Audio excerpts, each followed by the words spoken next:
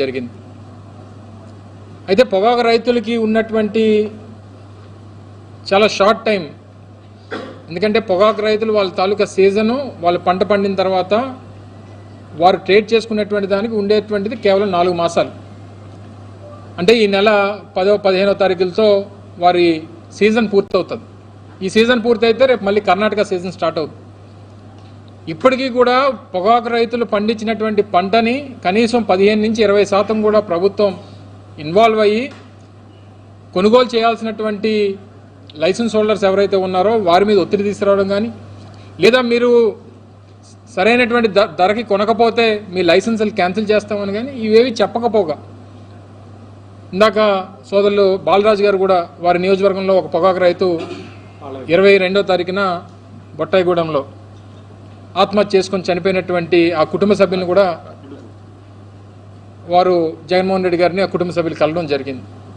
అంటే ఒక పక్క రైతుల ఆత్మహత్యలు జరుగుతూ ఉన్నాయి, పండించినటువంటి పంటకి గిట్టుబాటు ధర రాక రైతులు ఇబ్బందులు పడుతూ ఉన్నారు, రోడ్డెక్కుతూ ఉన్నారు. ఈ రాష్ట్రంలో ప్రభుత్వాన్ని ప్రశ్నించేటువంటి దానికి వైఎస్ఆర్ కాంగ్రెస్ పార్టీ జగన్మోహన్ రెడ్డి గారు తప్పితే మరొకరు లేరు.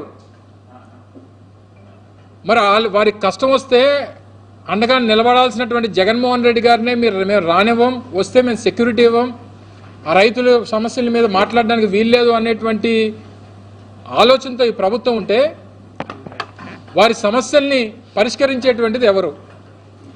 రాష్ట్ర ప్రభుత్వం ఇన్వాల్వ్ అవ్వదు, మార్కెట్ ఇంటర్వెన్షన్ జరగదు, రైతాంగంతో పిలిచి మాట్లాడేటువంటి దానికి కనీసం ఆ మంత్రి అసలు ఎక్కడున్నాడో కూడా తెలీదు.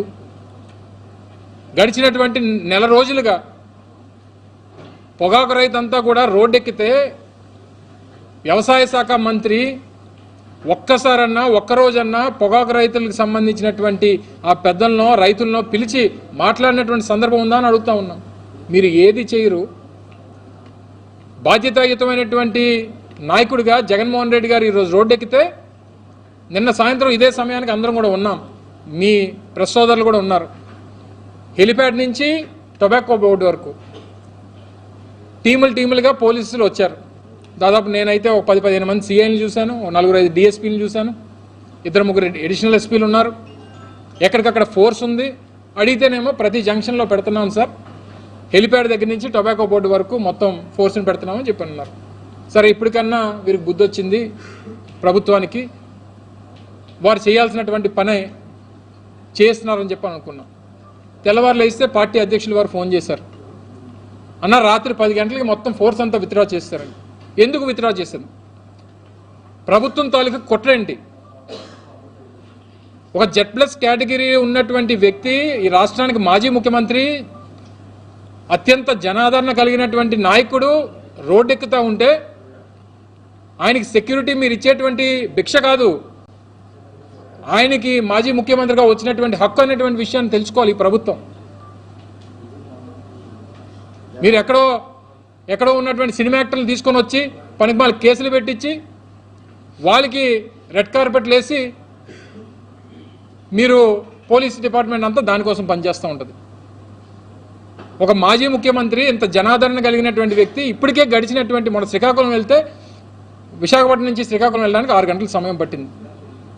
మన భీమవరం, ఇదే ఉమ్మడి పశ్చిమ గోదావరి జిల్లాలో గత 15వ తారీఖున ఆక్వా రైతులకు సంబంధించినటువంటి సమస్యల మీద జగన్మోహన్ రెడ్డి గారు వస్తే కిలోమీటర్న్నర ఆ ప్రశ్నను సారు స్టేజ్ దగ్గర రావడానికి దాదాపు 1.5-2 గంటలు పట్టింది. అంటే ఏ మేరకు జనం వస్తున్నారు అనేటువంటి చూస్తున్నారు. మనం పోలీసు సహకరించకపోతే ఏదో కుట్ర జరుగుతుంది, ఆ కుట్రను తీసుకొని వచ్చి జగన్మోహన్ రెడ్డి గారి మీద నెట్టేయాలి, లేదా ఆయనకి ఏదన్నా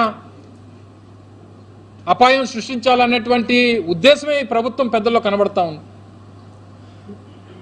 ఇందాక రిటర్న్ సార్తో ప్రోగ్రామ్ అయిపోయి అందరూ నలిపే ఉన్నాం, కానీ ఒక్క కాకి చొక్క నలగలేదు. మీరందరూ చూసుంటారు, 2.5 గంటల పాటు ఈ మధ్యకాలంలో ఇంత ఎండ కూడా లేదు చంద్రబాబు నాయుడు దయ వల్ల. దాదాపు 38-40 డిగ్రీలు ఎండ ఉంది. అందరం దాదాపు ఉదయం 10 గంటల నుంచి కార్యక్రమం అయినంత వరకు తిరిగాం. మీరు ఇక్కడ బయట పోలీసులు ఉన్నారు, ఒక్క పోలీస్ చొక్కన్న నలిగిందని చూడండి. అసలు ఎవరు లేరు ఇక్కడ. హెలిప్యాడ్ ల్యాండ్ అయ్యే టైంకి, హెలికాప్టర్ ల్యాండ్ అయ్యే టైంకి ఒక్క పోలీస్ అధికారి లేడు.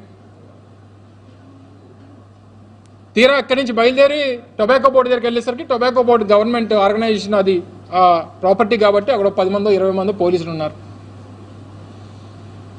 దేనికి? మీ తాలూకా ఇక్కడ ఉన్నటువంటి ఎస్పీ గారికి ఉదయం 4-5 సార్లు ట్రై చేశాం, స్పందించరు. DIG phone ఎత్తరు.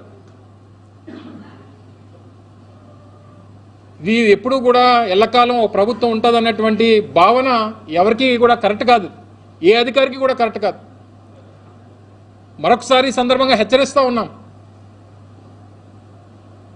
భవిష్యత్ మీ తలరాతలు ఇక్కడ ఉన్నటువంటి చంద్రబాబు నాయుడు పైన ఉన్నటువంటి బ్రహ్మో రాస్తాడు అనుకోకండి.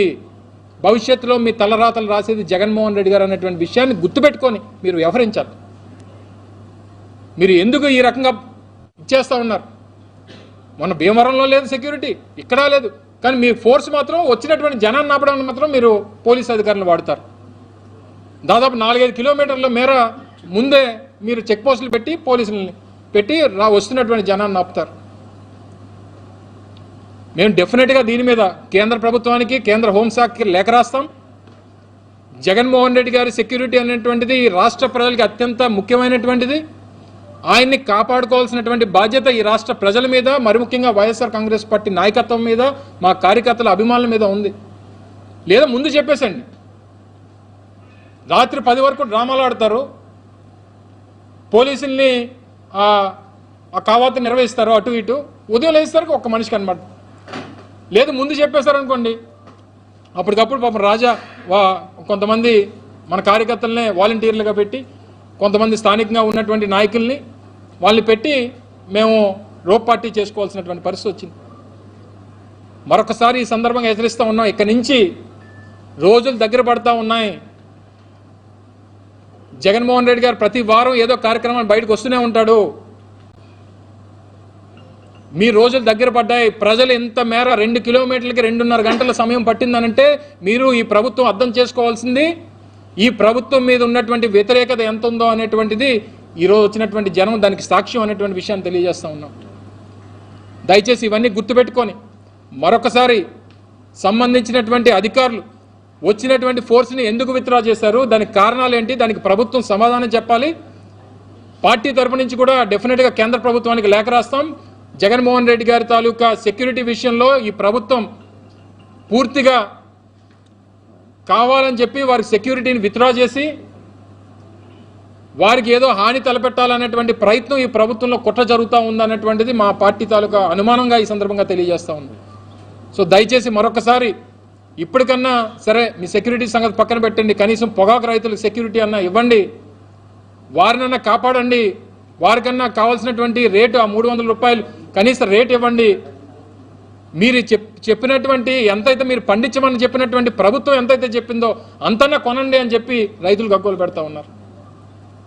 సో దయచేసి వీటన్నిటి మీద ఈ పోరాటం మరింతగా కొనసాగుతూనే ఉంటుంది. ప్రజలకి ఏ సమస్య వచ్చినా దాని మీద స్పందించడానికి జగన్మోహన్ రెడ్డి గారు రోడ్డు ఎక్కుతూనే ఉంటారు. మీరు సెక్యూరిటీ ల్యాప్సెస్ ద్వారానో లేకపోతే సెక్యూరిటీ ఇవ్వకపోతే జగన్మోహన్ రెడ్డి రోడ్డు ఎక్కడ అనుకుంటే మీ అమాయకత్వం అని చెప్పి మరొకసారి ఈ సందర్భంగా తెలియజేసుకుంటూ ఈ కార్యక్రమాన్ని విజయవంతం చేసినటువంటి పార్టీ నాయకులకి, కార్యకర్తలకి, జగన్మోహన్ రెడ్డి గారి పోరాటానికి సంఘీభావంగా వచ్చినటువంటి పొగాకు రైతులకి అందరికీ కూడా మరొకసారి హృదయపూర్వకంగా పార్టీ తరపు నుంచి ధన్యవాదాలు తెలియజేసుకుంటా ఉన్నాం. Thank you.